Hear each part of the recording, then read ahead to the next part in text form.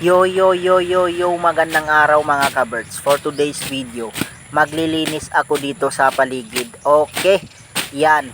At syempre mga ka-birds, unang-una sa pagtatanim, dapat malinis yung paligid natin para yung mga insekto hindi nagtatambay dito. Okay, dahil sa panahon ngayon mga ka-birds, napakamahal yung mga bilihin katulad ng gulay, prutas at iba pa.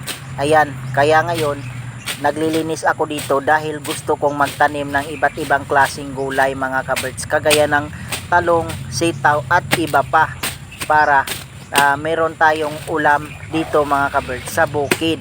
Okay, ganyan tayo dito. Syempre wala nang marami pang satsat mga ka-birds.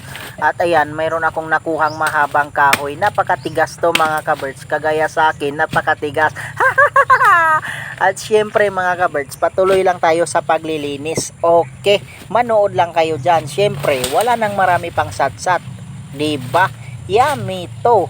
Oh, yan mga ka-birds. At syempre, mamaya bibili ako ng binhi, diba? Para makapagtanim. Okay.